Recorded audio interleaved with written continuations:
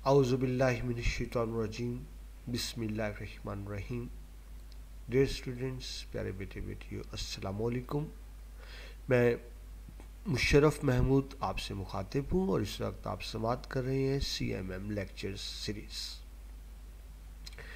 Dear students, हमने आपकी पाक स्टडी की जो न्यू बुक है 2022 उसके मुताबिक लेक्चर का सिलसिला जारी है। चैप्टर 1 कंप्लीट हो चुका है एक एक चीज़ के साथ अल्हम्दुलिल्लाह। चैप्टर 2 का भी पहला लेक्चर हो चुका है, आज चैप्टर 2 का सेकेंड लेक्चर है।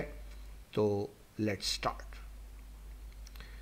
चैप्टर 2 बेटा उसका जो पहला टॉपिक है पाकिस्तान में जमहूरियत की तरक्की और मसाइल, खासा लंबा चौड़ा टॉपिक है। हम इसको 3 हिस्सों में डिवाइड करेंगे।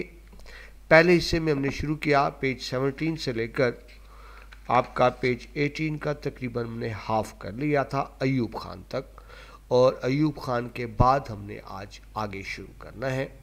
तो लेट्स स्टार्ट। आपको बेटा सामने हेडिंग नज़र आ रही है बनी हुई, ताकि आपको अंदाज़ा होता रहे हम क्या पढ़ रहे हैं। पाकिस्तान में बेटा पहला मार्शल जनरल अयूब खान ने लगाया जब उनके ख़िलाफ़ शिद्दत आई कि रिज़ाइन कर जाएं, तो उन्हें 1969 में अयूब खान ने रिज़ाइन कर दिया। पहली फ़ौजी हुकूमत ख़त्म हुई, लेकिन अयूब खान ने जाते जाते हुकूमत फिर फ़ौज के हवाले कर दी। खुद तो रिज़ाइन कर गए, यानी बजाय इसके कि इलेक्शन करा के आवाम को हुकूमत देकर जाते, उन्होंने फिर आर्मी चीफ के हवाले हुकूमत कर दी जनरल यहिया खान के। और यहिया खान ने क्या किया, मुल्क में आके दूसरा मार्शल लगा दिया। तो इस तरह 1969 तक हम पढ़ चुके और अब हम पढ़ रहे हैं उससे आगे। जी, ये बेटा जो आपको पढ़ाना है साथ साथ मैं हाईलाइट कर रहा हूँ, ये आपका पेज 18 है। तो बात कहाँ तक पहुँची, हालात इतने ख़राब हो गए कि जनरल अयूब खान ने मुस्ताफ़ी होकर ये रिज़ाइन करके इक़्तिदार किसके हवाले कर दिया, आर्मी, उस वक्त जो आर्मी चीफ थे, आर्मी के commander in chief general Mohammad Yahya Khan के हवाले कर दिया और ख़ुद रिज़ाइन कर गए।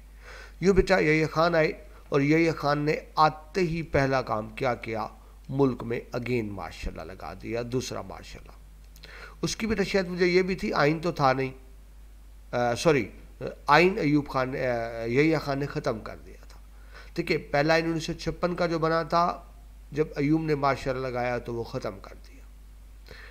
उसके बाद दूसरा आइन 1962 में अयूब खान ने बनाया, लेकिन जब जनरल यहिया खान आए तो उन्होंने क्या किया, उन्होंने वो अयूब खान का बनाया हुआ दूसरा आइन भी तोड़ दिया। आइन को ख़त्म कर दिया गया, असम्बली को ख़त्म कर दिया गया, हुकूमत को ख़त्म कर दिया गया, और दूसरा आइन 25 मार्च 1959 को 1969 को मनसूख कर दिया। किसने, यहिया खान ने, मुल्क में दूसरा मार्शल लगाकर। ठीक है, यूँ बेटा पहला आइन जो 1956 में बना था सिर्फ 2.5 साल चला और ख़त्म हो गया। दूसरा आइन जो अयूब खान ने 62 में बनाया वो भी तकरीबन 6-6.5 साल चल के ख़त्म हो गया। अयूब खान ने वो आइन तोड़ दिया और मुल्क में दूसरी मरतबा मार्शल लग गया। आगे चले बेटा, मुल्क तो चलाना है, आइन तो यहिया खान ने तोड़ दिया, अब मुल्क तो चलाना है, तो एक आर्जी आइन बनाया गया जिसको नाम दिया गया LFO का, यानी legal frame work order, LFO। ये किसने जारी किया, जनरल यहिया खान ने। आप इसको मुल्क का आर्जी आइन कह सकते हैं, टेम्परेरी आइन कह सकते हैं, और इसको अबूरी आइन भी कह सकते हैं। तो ये बेटा अबूरी इंटरिम आइन बना 1970 में, 1970 में यहिया खान ने बनवाया, और मुल्क में इलेक्शन करवाए, मुल्क में इलेक्शन करवाए गए। अब उस वक्त बेटा बांग्लादेश नहीं बना था, वो हमारा हिस्सा था, वो ईस्ट पाकिस्तान था। तो ये आपको मैं पिछले लेक्चर में बता चुका हूँ, दोबारा बता दूँ, ये बेटा पहले इलेक्शन थे, ये पहले इलेक्शन थे जिसमें आवाम ने वोट दिए। जब पाकिस्तान बना तो उसके बाद इलेक्शन नहीं हुए थे, तो पहले वाली असम्बली चल रही थी 45-6 वाली। तो पाकिस्तान में पहले अवामी इलेक्शन जिसमें आवाम ने वोट दिए वो कब हुए, 1970 में। और ये भी कहा जाता है कि पाकिस्तानी तारीख के सबसे शफाफ इलेक्शन भी ये थे, ट्रांसपेरेंट, यानी इसमें कोई धांधली नहीं की गई, जानिबदारी नहीं की गई, न्यूट्रल तरीके से कराए गए। उस वक्त बेटा अभी आपको पता है ईस्ट पाकिस्तान हमारे साथ था, तो हुआ ये कि ईस्ट पाकिस्तान की सबसे बड़ी जमात थी अवामी लीग, जिसकी सरबराही कर रहे थे शेख मुजीबुर रहमान। तो ईस्ट पाकिस्तान से शेख मुजीबुर रहमान की अवामी लीग जीत गई, और वेस्ट पाकिस्तान यानी मौजूदा पाकिस्तान यहाँ से पीपल्स पार्टी जीत गई जिसके सरबराह जुल्फ़िकार अली भुट्टो थे। अब इसमें एक मसला ये भी हुआ कि ईस्ट पाकिस्तान से अवामी लीग जीती, लेकिन सिर्फ ईस्ट पाकिस्तान से ही जीती, वेस्ट पाकिस्तान से उनको कोई सीट नहीं मिली। और ऐसे ही पीपल्स पार्टी वेस्ट पाकिस्तान से जीती और उनको ईस्ट पाकिस्तान से कोई सीट नहीं मिली। यानी मुल्क के दो हिस्से थे, मशरक़ी पाकिस्तान और मगरबी पाकिस्तान। मशरक़ी पाकिस्तान से अवामी लीग जीत गई, मगरबी पाकिस्तान से पाकिस्तान पीपल्स पार्टी जीत गई। लेकिन बेटा आप जानते हैं जमहूरियत का असूल क्या है कि हुकूमत बनाना उसका हक होता है जिसकी सीटें ज़्यादा हों। तो बेटा जो ज़्यादा सीट्स पे कामयाबी हासिल की वो अवामी लीग ने की थी। अवामी लीग ने ज़्यादा सीट्स पे कामयाबी हासिल की थी। तो इसका मतलब ये हुआ कि हुकूमत करने का हक किसका था? अवामी लीग का। यानी उनका आईनी हक था कि उनको हुकूमत दी जाती, लेकिन बेटा बदकिस्मती से उनको हुकूमत नहीं दी गई। यानी वो पार्टी जिसकी सीटें सबसे ज़्यादा हैं, जो इलेक्शन जीत चुकी है, उसको हुकूमत नहीं दी गई। और इसका रिज़ल्ट बड़ा भयानक हुआ कि जब अवामी लीग इलेक्शन जीत चुकी है, उनकी सीटें ज़्यादा हैं, उनको हुकूमत नहीं दी गई, तो उन्होंने अपना मुल्क ही अलग कर लिया। और यूँ बेटा पाकिस्तान टूट गया, सकूते मशरक़ी पाकिस्तान यानी सेपरेशन ऑफ ईस्ट पाकिस्तान का वाक़या हुआ। मशरक़ी पाकिस्तान बेटा हमारा एक बाजू था, हमारा एक बाजू कट गया, हमारा एक बाजू कट गया बेटा। ये बहुत बड़ा सानिया था जो पेश आया। और इसके पीछे वजह क्या थी कि ईस्ट पाकिस्तान को हक नहीं दिया गया, उनका जायज़ हक नहीं दिया गया।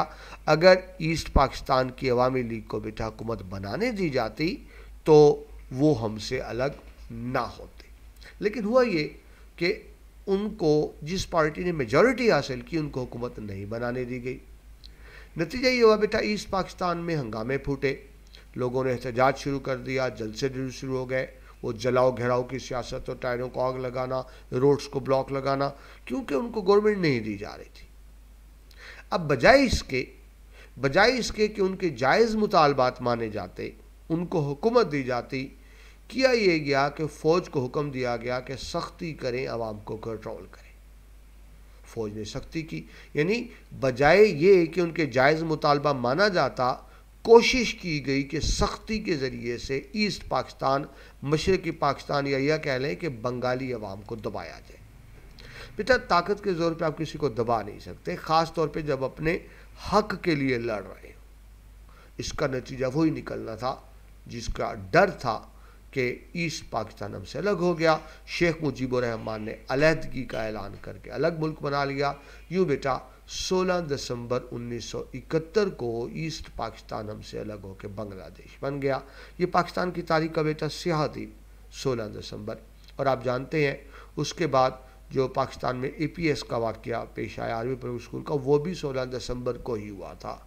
16 दिसंबर बड़े तल्ख दिन हमारे लिए कि इसी दिन हमारा आधा मुल्क कट के अलग हुआ था और इसी दिन APS का सानिया पेश आया था।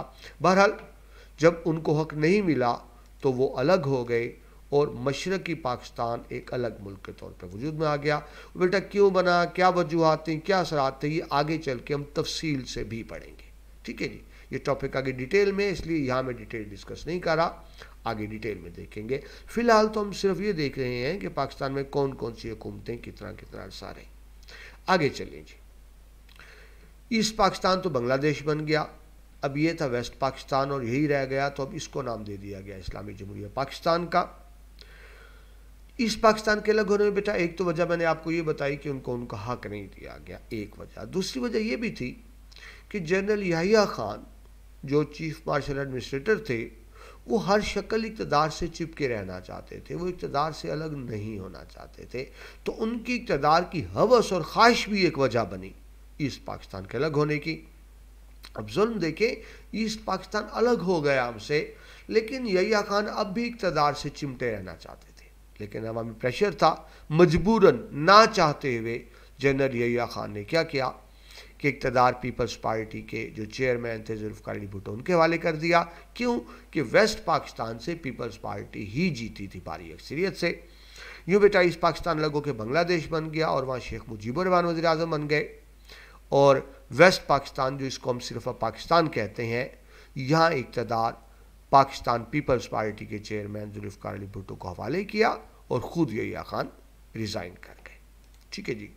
अब बेटा जो नई हुकूमत बनी किसकी, जुल्फ़िकार अली भुट्टो की। ये भी बड़ी इंटरेस्टिंग बात है। आइन तो मुल्क में था नहीं, आप जानते हैं यही खान ने आइन तोड़ दिया था। तो बड़ी इंटरेस्टिंग सी बात है कि मुल्क में मार्शल लॉ था यहिया खान का। तो जुल्फ़िकार अली भुट्टो ने मुल्क के सिविलियन चीफ मार्शल एडमिनिस्ट्रेटर की हैसियत से हल्फ उठाया। अब देखिए मार्शल एडमिनिस्ट्रेटर तो फौजी होता है, जनरल होते हैं, सिविलियन तो नहीं होता। लेकिन भुट्टो सिविलियन थे, लेकिन मजबूरी थी। वो वज़ीर आज़म का हल्फ इसलिए नहीं उठा सकते थे कि आइन नहीं था, आइन के तहत होते ना वज़ीर आज़म। तो मजबूरन जुल्फ़िकार अली भुट्टो ने पाकिस्तान के पहले और आखिरी भी, अब तक दोबारा ऐसा नहीं हुआ, चीफ मार्शल एडमिनिस्ट्रेटर की हैसियत से हल्फ उठाया। बाद में 1.5-2 साल जुल्फ़िकार अली भुट्टो पाकिस्तान के सदर भी रहे। लेकिन जब पाकिस्तान का पहला आइन बन गया 1973 का, तो फिर जुल्फ़िकार अली भुट्टो ने वज़ीर आज़म की हैसियत से हल्फ उठाया। यानी भुट्टो साहब के 3 ओहदे रहे, पहले चीफ मार्शल एडमिनिस्ट्रेटर भी रहे, फिर वो सदर भी रहे, और मुल्क का मुस्तकिल आइन बनने के बाद फिर वो वज़ीर आज़म भी बने। ठीक है, ये आपको इन्फॉर्मेशन दे रहा हूँ जो आपकी बुक में नहीं, लेकिन आपको पता होना चाहिए। अगर लॉन्ग क्वेश्चन में आता है तो आपने ज़रूर लिखनी है। आगे चले जी। जुल्फ़िकार अली भुट्टो की हुकूमत के सामने बेटा जो सबसे बड़ा टास्क था मुल्क के लिए आइन बनाना था, क्योंकि मुल्क में एक दफ़ा फिर आइन ख़त्म हो चुका था। मुल्क की ज़मीन सरजमीन आइन थी, बे आइन थी। और बेटा आपको बहुत तफसील से बता चुका, मुल्क आइन के मुताबिक चलते हैं, रियासती इदारे आइन के मुताबिक काम करते हैं। तो भुट्टो साहब ने पहले तो एक आर्जी आइन भी बनाया, टेम्परेरी, लेकिन बड़ी जल्दी मुल्क का मुस्तकिल आइन बना दिया गया। और 14 अगस्त 1973 को यौम आज़ादी के दिन पाकिस्तान का तीसरा आइन नाफिज हुआ। अब तक बेटा 3 ही मुस्तकिल आइन बने हैं, 1956, 62 और 73। अगर हम तीनों का मुकाबला करें तो यकीनन 1973 का आइन सबसे बेहतर भी है, सबसे तफसीली भी है, सबसे ज़्यादा बुनियादी हकूक़ भी 1973 के आइन में है, सबसे ज़्यादा इस्लामी दिफात भी 1973 के आइन में है। और पाकिस्तान का मौजूदा आइन भी बेटा 1973 का ही है। पहला आइन 56 का सिर्फ 2.5 साल चला, 2.5 ईयर, 2 साल 7 महीने। दूसरा आइन सिर्फ 6 साल चला, और तीसरा आइन अब तक चल रहा है 1973 से। ठीक है जी। ये बहरहाल देखिए बेटा सियासी इख्तलाफात अपनी जगह, लेकिन ये बहरहाल जुल्फ़िकार अली भुट्टो का एक बड़ा कारनामा था कि उन्होंने मुल्क को एक आइन दिया। और बेटा इस आइन की खासियत ये थी कि ये मुत्तफ़िक का आइन था, यानी उस वक्त की तमाम जमातों ने मिल के बनाया था, मुत्तफ़िक का आइन था तमाम जमातों का। यही वजह है कि आज तक ये मुल्क चल रहा है। आगे चलें जी। भुट्टो साहब वज़ीर आज़म बन गए। जब बेटा आइन नाफिज हो गया तो जुल्फ़िकार अली भुट्टो ने वज़ीर आज़म की हैसियत से हल्फ उठा लिया। इससे पहले वो सदर थे, इससे पहले वो सिविलियन चीफ मार्शल एडमिनिस्ट्रेटर भी रहे जी। जुल्फ़िकार अली भुट्टो की हुकूमत ने आइनी मुद्दत पूरी होने से कबल ही 1977 में इंतखाबात करवाए, जिसमें पीपल्स पार्टी को कामयाबी मिली। बेटा आप जानते हैं असम्बली की मुद्दत होती है 5 साल होने, लेकिन भुट्टो साहब ने ये किया कि 5 साल पूरे से पहले ही इलेक्शन करवा दिए। कुछ अर्सा पहले उनको उम्मीद थी कि वो भारी अक्सरियत से जीत जाएंगे, वो जीत भी गए। लेकिन जो उस वक्त की अपोजिशन पार्टियां थी बेटा, यानी जो हुकूमत मुखालिफ पार्टियां थी, उन्होंने धांधली का इल्ज़ाम लगाया कि भुट्टो साहब धांधली से जीते हैं और उनके खिलाफ तहरीक शुरू कर दी। यानी इलेक्शन के रिजल्ट को मानने से इनकार कर दिया उस वक्त के अपोजिशन पार्टीज़ ने। और जहन में रखें पीपल पार्टी के खिलाफ तमाम अपोजिशन पार्टीज़ इकट्ठी हो गई थी, उन्होंने तहरीक चलाई, हुकूमत के खिलाफ धांधली का इल्ज़ाम लगाया। अब ज़ाहिर है बेटा जब तहरीक चली तो क्या हुआ, मुल्क में हंगामे हुए बहुत ज़्यादा। मुल्क का आप ये समझ लें कि जो सिस्टम रुक गया, सड़कें ब्लॉक और जलाओ घेराव जिस तरह से होता है, हालात कंट्रोल से बाहर होने लगे। और पाकिस्तान में ऐसे ही होता है, जब हालात ख़राब होते हैं तो फिर आर्मी को तलब किया जाता है कि हालात संभालें। कोशिश की फ़ौज ने हालात संभालने की, लेकिन हालात मज़ीद गड़बड़ होते गए, हालात कंट्रोल से बाहर होते गए। जब बेटा हालात से कंट्रोल से बाहर हुए तो अब क्या हुआ, जो उस वक्त के आर्मी चीफ थे जनरल मोहम्मद ज़ियाउल हक, उन्होंने एक दफ़ा फिर मार्शल लॉ लगा दिया, यानी मुल्क में तीसरा मार्शल लॉ लग गया। पहला मार्शल लॉ अयूब खान ने लगाया था, दूसरा लगाया था यहिया खान ने, और अब 1977 को 5 जुलाई 1977 को जनरल ज़ियाउल हक ने फिर मार्शल लॉ लगा दिया मुल्क में, और उसी तरह से मार्शल लॉ लगा दिया गया। असम्बलियाँ तोड़ दी गईं, वज़ीर आज़म की छुट्टी करा दी गई, और बाद में जुल्फ़िकार भुट्टो को गिरफ्तार भी किया गया और फिर उन पर केस चला कत्ल का और उनको फांसी की सज़ा भी दे दी गई। तो ये बेटा मुल्क में तीसरा माशरा लगा। पहला अयूब खान का, मैं बार बार बता रहा हूँ, दूसरा यहया खान का और तीसरा जनरल ज़िया-उल-हक का। लेकिन एक थोड़ी बेहतरी ये हुई, जनरल ज़िया-उल-हक ने ये किया, बेटा मार्शल तो लगा दिया लेकिन आइन को नहीं तोड़ा। जब बेटा अयूब खान ने पहला माशरा लगाया था तो उन्होंने पिछला 56 का आइन तोड़ दिया था। यहया खान ने दूसरा माशरा लगाया था तो उन्होंने अयूब खान का 62 वाला आइन तोड़ दिया था। मगर जनरल ज़िया-उल-हक ने जब मुल्क में तीसरा माशरा लगाया तो जो आइन मौजूद था 1973 का उसको उन्होंने तोड़ा नहीं, हाँ सस्पेंड कर दिया। सस्पेंड होता है कि फॉर टाइम बीइंग उस पर इम्प्लीमेंटेशन अमल रोक दिया, लेकिन शुक्र है आइन नहीं तोड़ा। यही वजह है कि आज तक वही आइन चल रहा है। गवर्नमेंट तो ख़त्म कर दी, असम्बलियाँ ख़त्म कर दी, लेकिन आइन को ख़त्म नहीं किया। अगर जनरल ज़िया-उल-हक आइन ख़त्म कर देते तो मुल्क एक दफ़ा फिर आइन के बगैर हो जाता। बहरहाल जनरल ज़िया-उल-हक ने तीसरा मार्शल लगाया, मुल्क में कौमी और सूबाई असम्बलियों को ख़त्म कर दिया गया, 73 के आइन को मुअत्तल कर दिया गया। जिस तरह बेटा अभी आपको बताया, मुल्क में सियासी सरगर्मियों पर और सियासी जमातों पर पाबंदी लगा दी गई, क्योंकि ज़ाहिर बेटा जब फ़ौज आ जाती है तो फिर फ़ौज ही हुकूमत करती है, सियासतदानों पे पाबंदी लगा दी जाती है। जनरल ज़िया-उल-हक ने आकर कहा था मैं सिर्फ 90 दिन के लिए आया। अब देखिए मुल्क में क्या कुछ होता रहा। उन्होंने कहा जी मेरे कोई सियासी मकासद नहीं है, मैं सिर्फ 90 दिन के लिए आया हूँ, मैं इलेक्शन करवाऊँगा और 90 दिन बाद वापस चला जाऊँगा। लेकिन ऐसा हुआ नहीं। वो जो 90 दिन के लिए आए थे 11 साल हुकूमत करके गए। ठीक है जी। लेकिन बहरहाल 1977 में जनरल ज़िया ने हुकूमत संभाली थी। अब क्योंकि आइन को तो अयूब खान इन्होंने ख़त्म तो नहीं किया था जनरल ज़िया-उल-हक ने, लेकिन सस्पेंड ज़रूर कर दिया था। तो फिर मुल्क का निज़ाम चलाने के लिए 1981 में 1981 में एक अबूरी आइन बनाया गया। अबूरी यानी आर्जी आइन बनाया गया फॉर टाइम बीइंग। ठीक है जी। उसके बाद एक और काम किया जनरल ज़िया-उल-हक ने, मजलिस शूरा बनाई, जिसको बेटा पार्लियामेंट कहते हैं, जो आवाम की नुमाइंदा जमात होती है, आवाम चुनती है पार्लियामेंट के अरकान। लेकिन ज़िया-उल-हक ने इलेक्शन नहीं करवाए, खुद ही पार्लियामेंट बना के अपनी मर्जी से मेंबर का तकर्रुर कर दिया। यानी आवाम की तरफ से इलेक्शन नहीं हुए, बल्कि जनरल ज़िया-उल-हक ने अपने ही लोगों को, अपने ही साथियों को नवाजने के लिए उनको पार्लियामेंट का मेंबर बना दिया। ये मजलिस शूरा या पार्लियामेंट आवाम की इलेक्टेड नहीं थी, बल्कि जनरल ज़िया-उल-हक की सिलेक्टेड थी। और शो ये किया कि चले जी मुल्क में पार्लियामेंट बन गई जो आवाम के ख्याल करेगी। ये दिसंबर 1981 में बनी और ये पार्लियामेंट जो जली किस्म की पार्लियामेंट थी, जो आवाम की मुंतखब करदा नहीं थी। ये ड्रामा 85 तक चला। लेकिन बहरहाल 85 में फिर जनरल ज़िया-उल-हक ने इलेक्शन करवाए, क्योंकि बेटा इंटरनेशनल प्रेशर भी था, जमहूरियत बहाल की जाए, मुल्क में मार्शल था। तो मुल्क के अंदर से भी प्रेशर था और मुल्क से बाहर से भी प्रेशर था। किस चीज़ का? रिस्टोरेशन ऑफ द डेमोक्रेसी का, कि जमहूरियत बहाल की जाए। जनरल ज़िया-उल-हक ने इलेक्शन करवाए फरवरी 1985 में। लेकिन ये बड़ी अजीब बात हुई कि इलेक्शन गैर जमाती थी, नॉन पॉलिटिकल बेसिस, इसमें सियासी जमातें हिस्सा नहीं ले सकती थी। बेटा ऐसा नहीं होता, जमहूरियत में तो सियासी जमातें ही होती हैं। जमहूरियत में तो सियासी जमातें ही होती हैं। जमहूरियत का तस्वुर ही नहीं सियासी जमातों के बगैर। सियासी जमातें मुल्क के मसाइल की निशानदेही करती हैं, उनका हल तजवीज़ करती हैं, अपना एक इंतखाबी मंशूर देती हैं और आवाम फिर जिस पार्टी को मुंतखब करें वो हुकूमत बनाती है। बेटा ये होती है जमहूरियत। लेकिन जनरल ज़िया-उल-हक ने एक नया तजर्बा किया कि सियासी जमातों को इलेक्शन में हिस्सा लेने की इजाज़त नहीं दी, गैर जमाती कराया। यानी जो उम्मीदवार है वो अपनी इंडिविजुअल कैपेसिटी में तो इलेक्शन लड़ सकते थे, लेकिन किसी पॉलिटिकल पार्टी की तरफ से इलेक्शन नहीं लड़ सकते थे। तो ये पाकिस्तान के पहले इंतखाबात थे जो गैर जमाती बुनियादों पर हुए और ये वाहिद थे, इसके बाद कभी भी नहीं हुए, पहले और आखिरी, आप समझिए। बहरहाल जब बेटा नई असम्बली वजूद में आ गई तो अब एक नया इशू खड़ा हो गया कि असम्बली बन चुकी है, जमहूरियत आ चुकी है, लेकिन मुल्क में मार्शल भी है।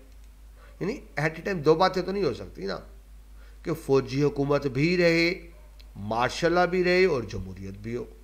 तो बड़ा मुतालबा था कि जनरल ज़िया-उल-हक मार्शल को ख़त्म करें।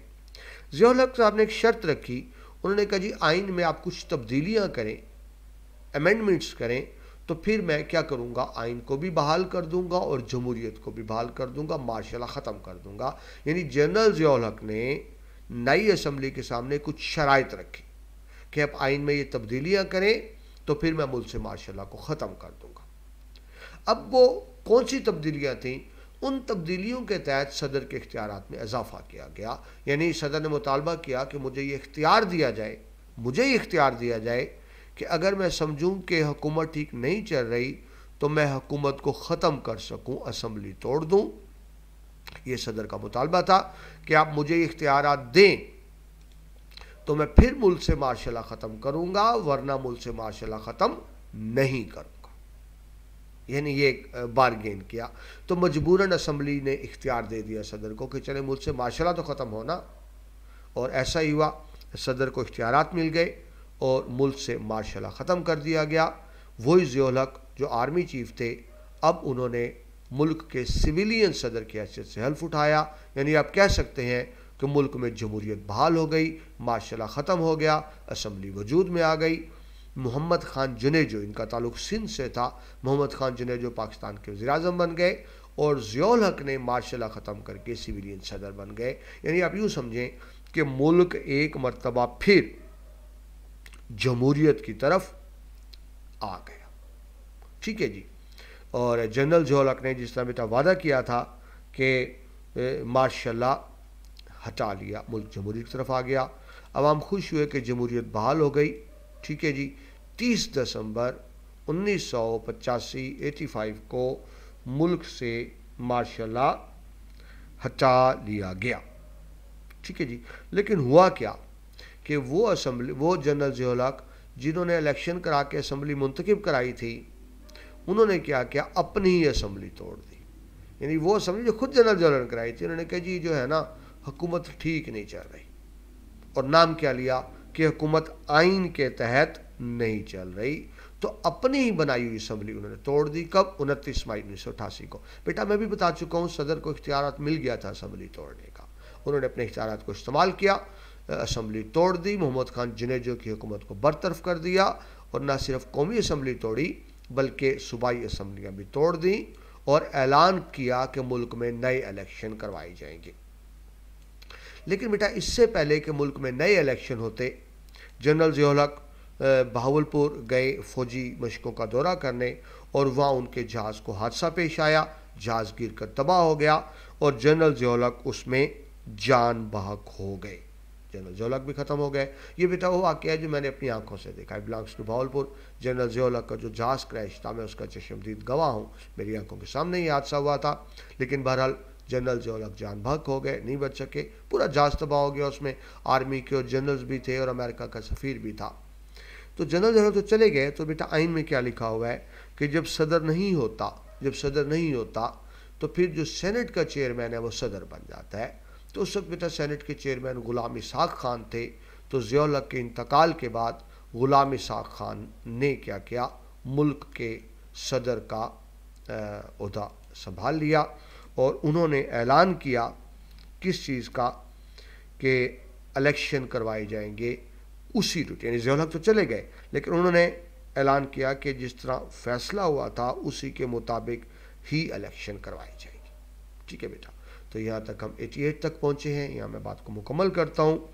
नेक्स्ट लेक्चर में हम 88 से ही आगे शुरू करेंगे। ठीक है, क्योंकि बेटा तवील था, लेक्चर तवील होते चले जा रहे हैं, क्योंकि आपको बतानी होती है कि पाकिस्तान में हुकूमतें किस किस तरह बनी और किस किस तरह से तब्दील हुई। बेटा इंटरेस्टिंग बातें हैं, अगर आप समझें या आपके काम किए हैं, रट्टा नहीं मारना होता, बातों को समझना होता है।